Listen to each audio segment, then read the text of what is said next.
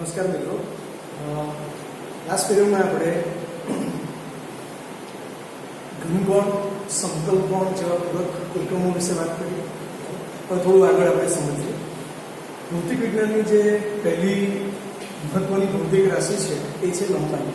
તો લંબાઈનું ભૌતિક વિજ્ઞાન દ્વારા માપન કેવી રીતે થાય એની આપણે ચર્ચા કરીશું.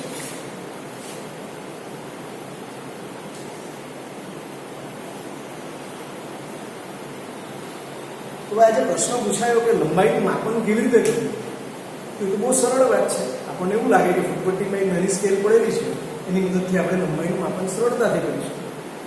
એકદમ સરળ જ છે, પણ વ્યવહારમાં ઘણી બધી એવી ઘટનાઓ હોય છે, ઘણા બધા અંતરો એવા હોય છે જેને આપણે એટલી સરળતાથી માપી શકતા નથી.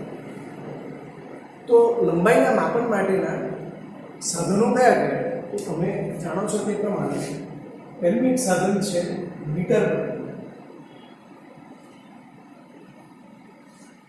મીટર પટ્ટી એ લાકડાની બનેલી એક મીટરની ફૂટપટ્ટી છે, બરાબર, જેનું મહત્તમ માપ મીટર પટ્ટી દ્વારા જે લાંબામાં લાંબી જે લંબાઈ માપી શકાય, ધારો કે લંબાઈને હું L કહેતો હોઉં તો તે 100 સેન્ટીમીટર છે. હવે જો એનું ટૂંકામાં ટૂંકું માપની વાત કરીએ તો ટૂંકામાં ટૂંકું માપ એ 0.1 અથવા તો તમે કહી શકો 0.1 સેન્ટીમીટર જેટલું તે માપી શકે છે.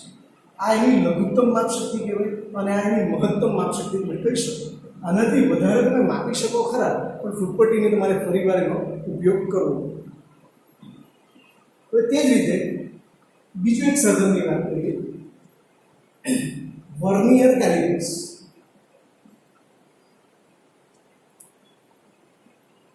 હવે વર્નિયર કેલિપર્સ શું છે એ તમને ખબર નથી, તો હું તમને થોડુંક બતાવીશ કે વર્નિયર કેલિપર્સ કેવું દેખાય.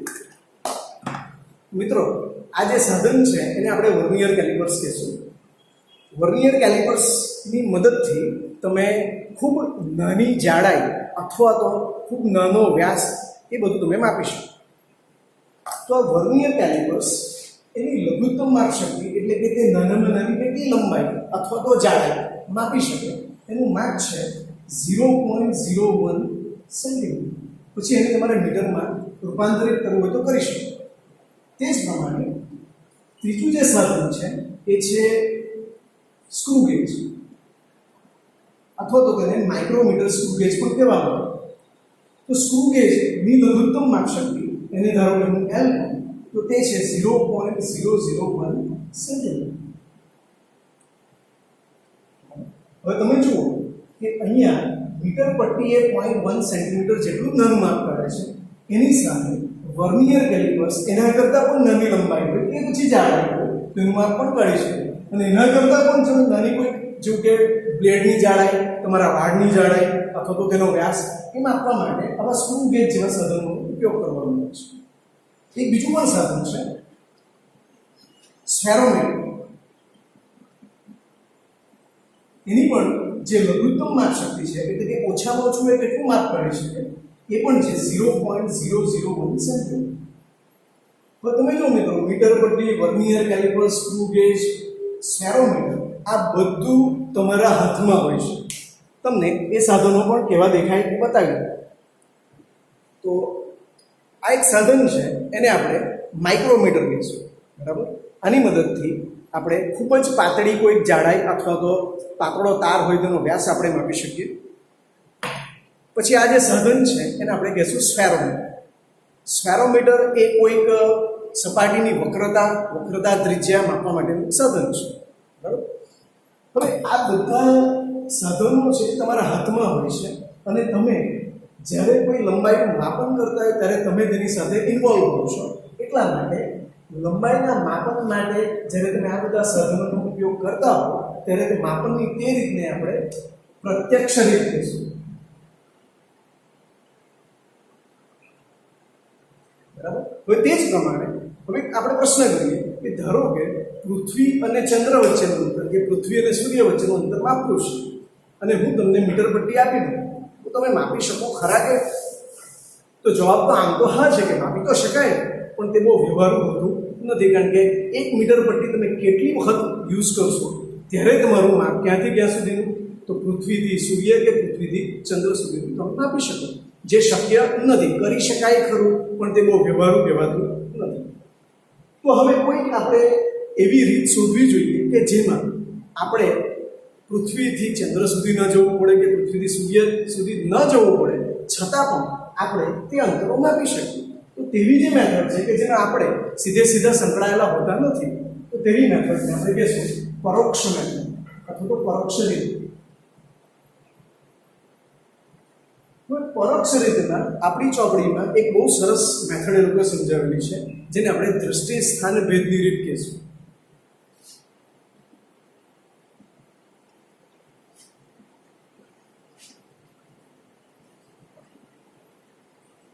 તો પહેલા તો આપણને એમ થાય કે આ દ્રષ્ટિ સ્થાન ભેદ એટલે શું? તો એને સમજવા માટે તમારે બુકમાં પણ એક બહુ સરસ એક્ટિવિટી આપી છે, અને આપણે અત્યારે પણ કરીએ. મારી સાથે તમે પણ કરજો. બંને આંખો ખુલ્લી રાખો અને તમારી પાસે બોલપેન, પેન્સિલ, ફૂટપટ્ટી જે પણ કંઈક હોય તે જેમ હું કરું છું એમ તમે સામેથી જુઓ.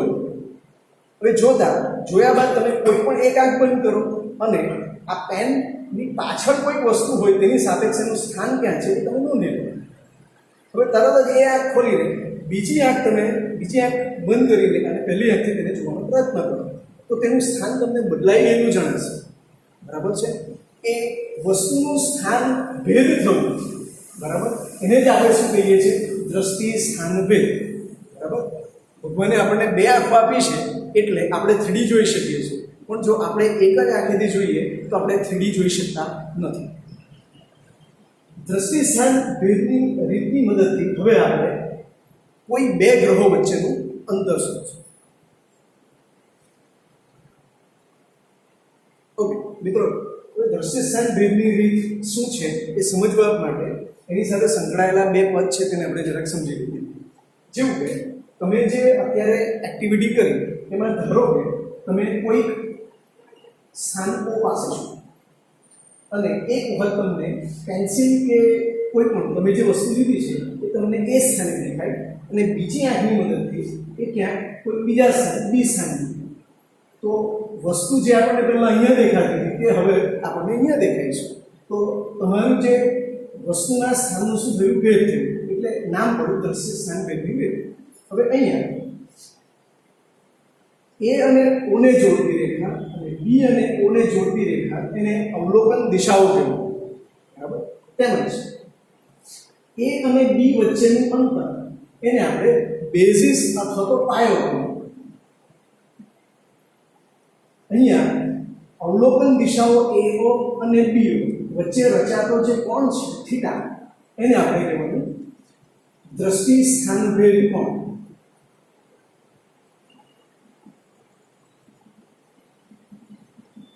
હવે આટલી સમજ પડી ગઈ.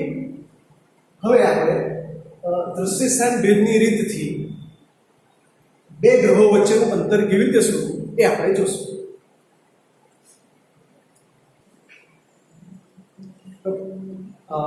બે ગ્રહો વચ્ચેનું અંતર કેવી રીતે શોધવું એ દ્રશ્ય સ્થાન ભેદની રીતે આપણે જોઈએ.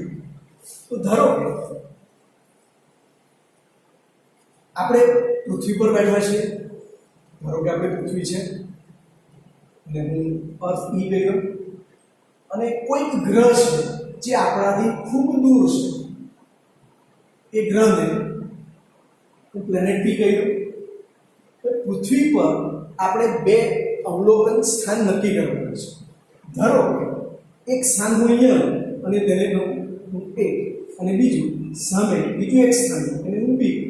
તમે જોઈ શકો કે આ પૃથ્વીના વ્યાસના અંત્ય બિંદુઓ છે. એટલે બુકમાં એવું લખ્યું છે કે તે વ્યાસાંત બિંદુઓ છે. તમારે એકી સાથે બિંદુ A અને બિંદુ B પરથી ગ્રહ P નું અવલોકન કરવાનું છે અને અવલોકન દિશાઓ નક્કી કરવાની છે.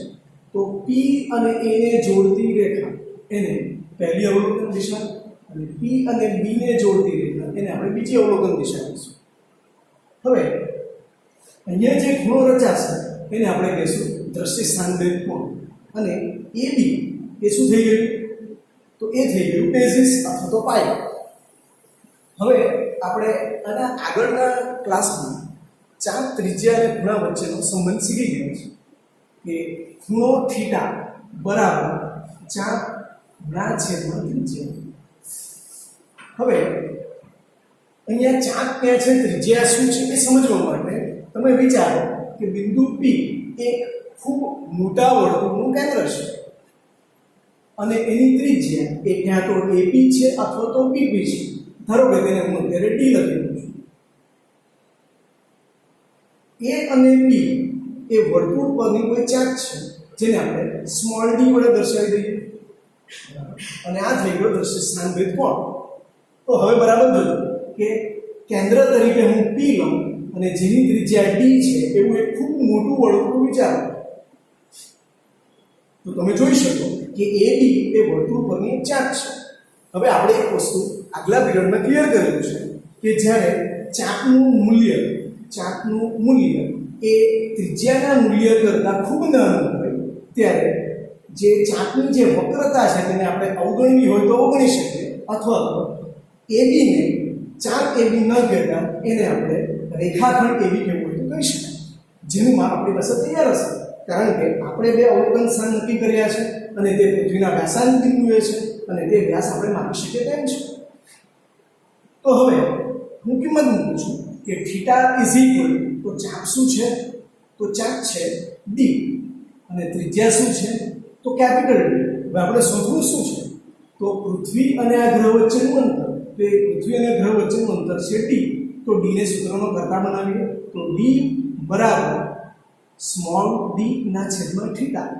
હવે આ આપણું માપેલું હશે પહેલેથી જ માપ અને થીટા આપણે કોઈક રીતે શોધવું પડે અને એની મદદથી તમે શું શોધી શકો તો બે ગ્રહો અથવા તો પૃથ્વી અને કોઈ ગ્રહ વચ્ચેનું અંતર D તમે સરળતાથી શોધી શકો. આ જ મેથડનો ઉપયોગ કરીને કોઈ ગ્રહનું પરિમાણ શોધવું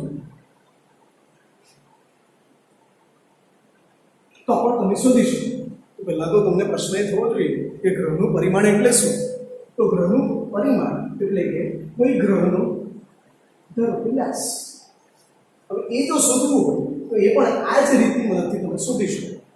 તો પહેલા આપણે પૃથ્વીનો વિચાર કરીએ. પૃથ્વીનો થોડોક જ ભાગ બતાવેલો છે અને એમાં કોઈ એક બિંદુ પાસે રહીને, ધારો કે બિંદુને હું ઓળખો અને ત્યાં રહીને આપણે કોઈ ગ્રહનું અવલોકન કરીએ છીએ. ધારો કે કોઈ ગ્રહ છે એને હું પ્લેનેટ P કહી દઉં, એના બે અંત્ય બિંદુઓ અથવા તો વ્યાસાંત બિંદુઓ અને નામ આપી દઉં A અને B. હવે આપણે માપવું છે માપ AB એટલે કે આપેલા ગ્રહનો વ્યાસ માપવો છે. તો અવલોકન સ્થાન O પાસેથી એક ટેલિસ્કોપ લઈને બિંદુ A ને જોવાનું અને બિંદુ B ને જોવાનું તો તમને બહુ સરળતાથી ખબર પડી શકે કે અહીંયા જ્યાં ખૂણો અંતરાય છે એ તમે બહુ સરળતાથી શોધી શકો. ધારો કે તેને હું આલ્ફા કહી દઉં. શોધશો કેવી રીતે તો તમે ધારો કે અહીંયા એક કોણ માપક મૂકી દો અને પહેલી વખત અવલોકન કરો ત્યારનો ખૂણો માપી લો અને પછી જે અવલોકન કર્યું ત્યાં તેનો ખૂણો માપી લો અને તે બે વચ્ચેનો તફાવત જો કાઢો તો તમને આ આલ્ફા મળી જશે, જે બે જે અવલોકન દિશાઓ છે એના વચ્ચેનો ખૂણો છે. અહીં આલ્ફાને આપણે કોણીય વ્યાસ કહેશું, જ્યારે AB વચ્ચેનું જે અંતર છે એટલે કે AB એને આપણે ગ્રહનો રેખીય વ્યાસ પણ કહી શકીએ. હવે શોધવાનું એકદમ સરળ થઈ ગયું. તમને પહેલેથી A અને O વચ્ચેનું અંતર અથવા તો તમે કહી શકો B અને O વચ્ચેનું અંતર એ તમારું જાણીતું હોવું જોઈએ. હવે તમારે શું આપવાનું છે તો ધારો કે A અને B વચ્ચેનું અંતર જેને આપણે D નામ આપ્યું છે તમારે શોધવાનું છે. તો ફરીથી તમારે શું યુઝ કરવાનું તો ખૂણો બરાબર ચાપના છેદમાં ત્રિજ્યા. ખૂણાને આપણે નામ અત્યારે આપેલું છે આલ્ફા, ચાપને અત્યારે કીધું છે AB અને ત્રિજ્યાને કીધું છે ક્યાં તો તમે OA લખી શકો, OB કહી શકો. હવે એના માપ લખીએ તો alpha is equal to AB, AB ની જગ્યાએ મેં સ્મોલ b લીધું છે અને OB અથવા તો OA એની જગ્યાએ આપણે કેપિટલ D લીધું છે. હવે આપણે શોધવું શું છે તો ગ્રહનું પરિમાણ એટલે કે આ વ્યાસ શોધવો છે તો તેને સૂત્રનો કરતા બનાવી દો D બરાબર આલ્ફા ઇન્ટુ કેપિટલ D.